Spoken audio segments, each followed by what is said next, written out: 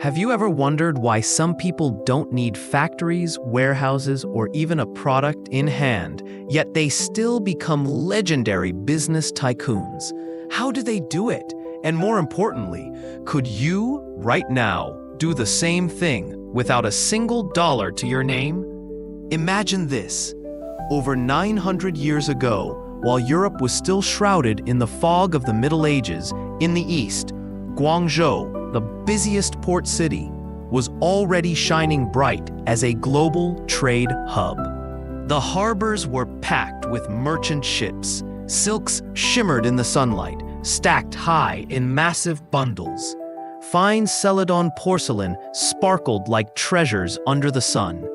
Exotic incense and rare spices sailed across ocean, reaching Arabia, India, and Africa. Yet strangely, some merchants would enter major negotiations with absolutely nothing in their hands. No stockpiles, no warehouses. They had never even touched the goods they were about to sell.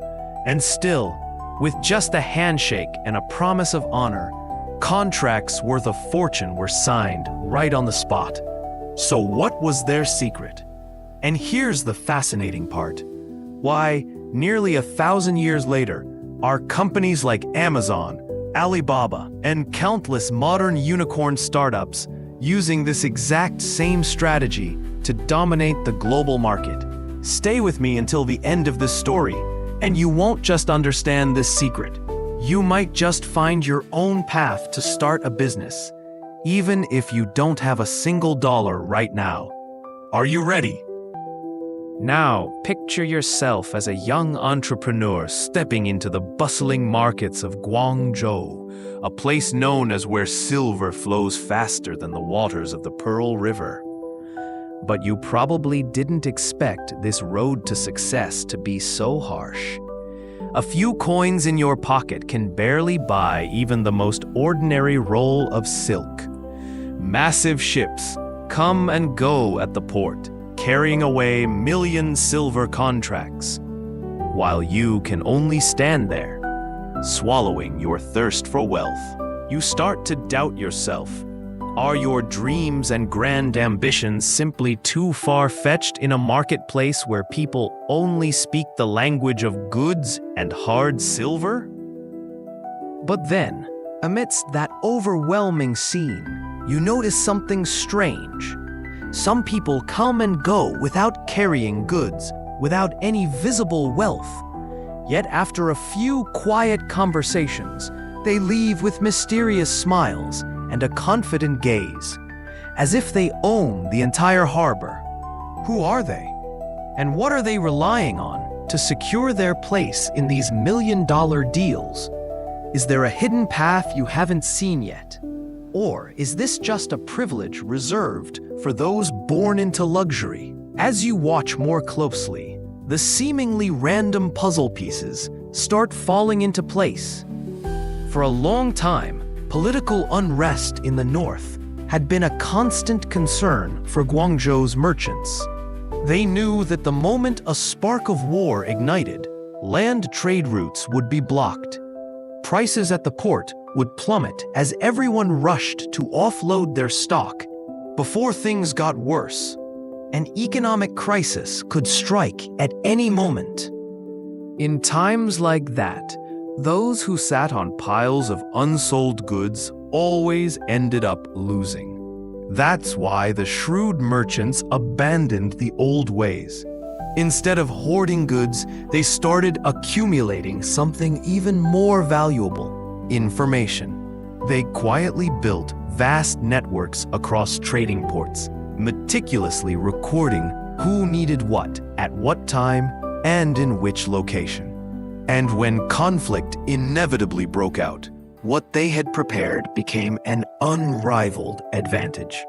While other merchants panicked and tried to sell off their stock at a loss, these savvy traders calmly orchestrated shipments, sending goods to the right places at exactly the right time, earning massive profits without ever physically handling a single shipment. Does this sound familiar? Nearly 1,000 years later, Amazon and Alibaba operate on the exact same principle. They don't need to produce everything. They don't even need to store it all. What they control is the flow of information and market demand. They know exactly when you need something and how to deliver it to you in the fastest, easiest way possible. Do you want to know what those merchants ultimately did to control the entire flow of goods without ever leaving the port? And why, 1,000 years later, this exact strategy propelled names like Amazon, Alibaba, Airbnb to billion-dollar empires almost overnight? Let's keep going to uncover the answer. While others scrambled to chase after shipments stuck on land routes, the wise merchants of Guangzhou quietly redrew their own map of commerce from within the tea houses by the harbor. They didn't travel far. They didn't brave the open seas. They didn't exhaust themselves hauling heavy loads. What they held in their hands were just pieces of paper, early forms of credit notes that allowed them to buy, sell, and promise deliveries without physically exchanging goods on the spot.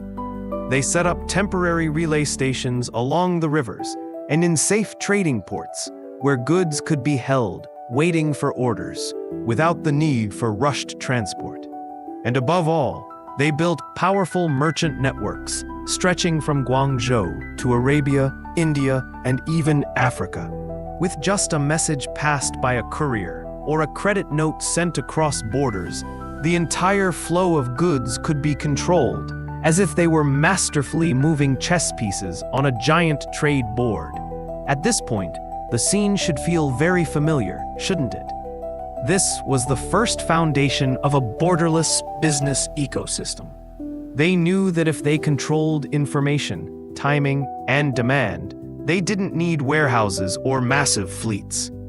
They only needed to know who needed what, when, and where. Almost 1,000 years later, Jeff Bezos did the exact same thing. He started Amazon with nothing but a small online bookstore. He didn't print books, didn't own factories, but he completely controlled the flow of consumer goods. Jack Ma never owned a factory either, but by owning the connection between buyers and sellers, Alibaba became China's largest e-commerce empire. Airbnb doesn't own a single hotel, yet they control millions of accommodations worldwide.